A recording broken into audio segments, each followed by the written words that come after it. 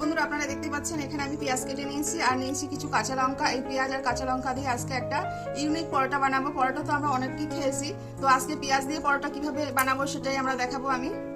তার জন্য এই পেঁয়াজের উপর আমি একটু লবণ দিয়ে দিচ্ছি। লবণটা মাখিয়ে এটা এক সাইডে সরিয়ে দেবো। পেঁয়াজটা কিন্তু এরকম পাতলা পাতলা করে কেটেছি, কিন্তু কি বেশি কোচানো যাবে না, তো লম্বা আছে, লম্বা লম্বা রেখে পাতলা পাতলা করে কেটে নিয়েছি আমি।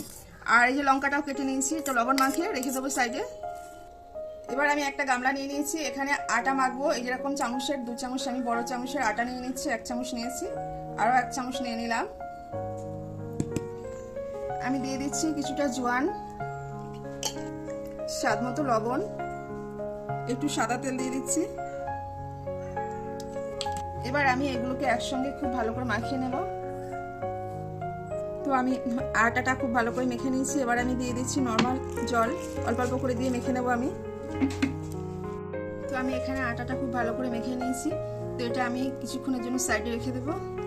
আর এখানে যে পেঁয়াজ কেটে রেখেছিলাম লবণ মাখিয়ে, সেটা আমি নিয়ে নিলাম। তো যেহেতু লবণ একটু মাখিয়ে রেখেছিলাম, যার জন্য পেঁয়াজটা একটু জল জল হয়েছে হালকা। তো পেঁয়াজটার ভিতরে আমি দিয়ে দেবো গোটা জিরে, আর দিয়ে নিচ্ছি একটু গুঁড়ো লঙ্কা কালারের জন্য। আমি খুব ভালো করে আর একটু মাখিয়ে নেবো। তো পেঁয়াজটা অনেকটা কমে গিয়েছে, বুঝতে পারছেন, আর একটু চিটচিটে ভাব হয়েছে, মানে জল ছেড়ে দিয়েছে, যার জন্য আমি এখানে দিয়ে নেবো একটু সুজি।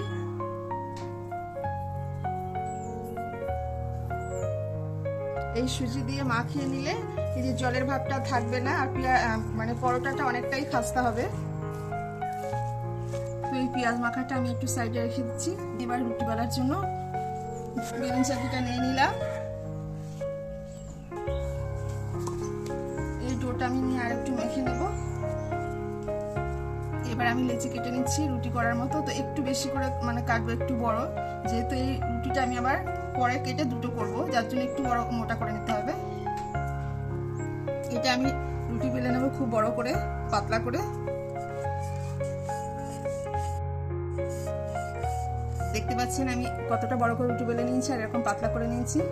এবার আমি এর উপরে একটু তেল দিয়ে নেব। তেলটা আমি পুরোটা এরকম ভাবে মাখিয়ে নেব। এবার আমি পেঁয়াজটা নিয়ে নিচ্ছি, যে পেঁয়াজটা আমি মেখে রেখেছিলাম সুজি কাঁচা লঙ্কা দিয়ে, এটা আমি দিয়ে দেব।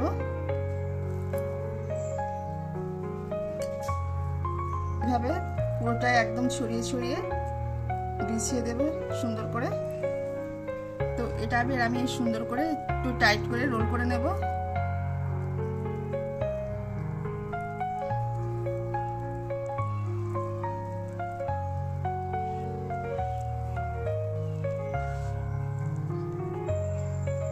এর মুখটা আমি এভাবে বন্ধ করে দেবো একটু ভাঁজ করে। একই রকম ভাবে আমি এই মুখটাও এরকম বন্ধ করে দেবো। এই রুটিটা হাত দিয়ে আমি একটু চেপে দেবো হালকা করে।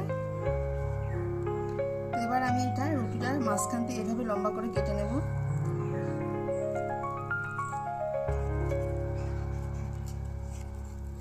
তো আমি লম্বা করে কেটে নিয়েছি, আর একটা এরকম আস্তে আস্তে তুলে নেব।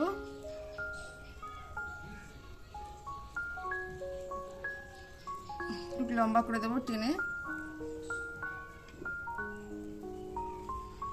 এই কাটা রুটিটা আমি আবারও রোল করে নেবো এভাবে একটু চেপে চেপে।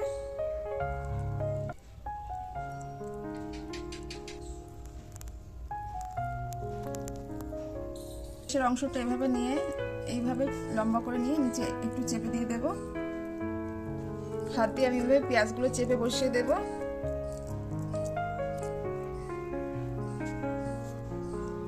এটা একই রকম ভাবে এটা এইভাবে লম্বা করে নেব রুটিটা।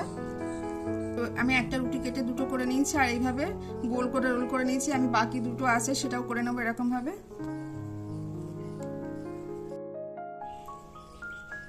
তো বুঝতে পারছেন আমি 4 পিস পরোটা এইভাবে বানিয়ে নিয়েছি, যেহেতু 4 পিস এর জন্য রোল করে নিয়েছি। পেঁয়াজের মাথাগুলো যেহেতু নরম হয়ে গেছে, এখানে আমি অল্প করে সুজি ছড়িয়ে দিচ্ছি এভাবে। পেঁয়াজের যে জল ভাবটা যাতে না থাকে। আমি এর থেকে একটা লেচি নিয়ে বেলে নেব। এর থেকে আমি এবার একটা লেচি নিয়ে নিচ্ছি বেলার জন্য, আর উপরে একটু আটা ছড়িয়ে দিয়ে হাত দিয়ে হালকা করে চেপে নেব, যেহেতু খুব বড় করে বেলবো না, একটু হাত দিয়ে আস্তে আস্তে খেলিয়ে নেব।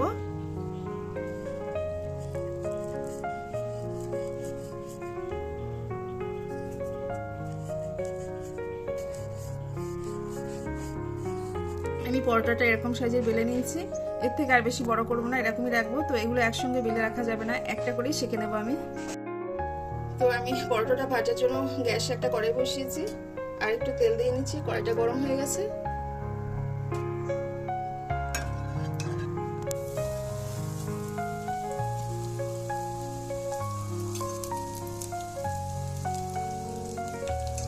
পরোটাটা এবার আমি উল্টে দেবো।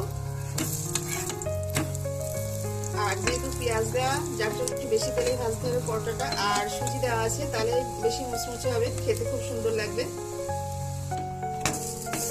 তো পরোটাটা আমার লাল করে ভাজা হয়ে গেছে আর খুব মুচমুচে হয়েছে। তো এই পরোটাটা ভাজতে গেলে কিন্তু খুব হাই স্পিডে গ্যাস দেওয়া যাবে না, লো ফ্লেমে ভাজতে হবে। তো আমার ভাজা হয়ে গেছে, আমি এবার এটা তুলে নেব। তো এভাবেই আমি বাকি পরোটাগুলো ভেজে নেব।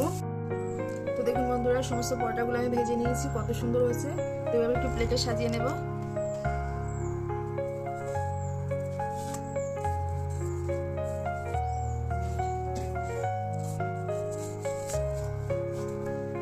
তো পেঁয়াজ পরোটা আপনারা খেয়েছেন কি জানি না, তো আমি কিন্তু এই প্রথম টাইম পেঁয়াজ পরোটা করলাম, খেতে কিন্তু দারুণ হয়েছিল। তো এই পেঁয়াজ পরোটা কতটা খাস্তে হয়েছে দেখে বুঝতেই পারছেন, আর অনেকটা লেয়ার যুক্ত হয়েছে। যেহেতু আমি রুটিগুলো বেলার সময় রোল করে নিয়েছিলাম, যার জন্য অনেকটা লেয়ার হয়েছে আর অনেকটাই খাস্তে হয়েছে, বুঝতেই পারছেন। আর যেহেতু সুজি দিয়ে নিয়েছি, তো আমার এই পেঁয়াজ পরোটা আপনাদের কেমন লেগেছে অবশ্যই কমেন্ট করে জানাবেন। আর অবশ্যই বাড়িতে একদিন ট্রাই করে দেখবেন, অবশ্যই ভালো লাগবে।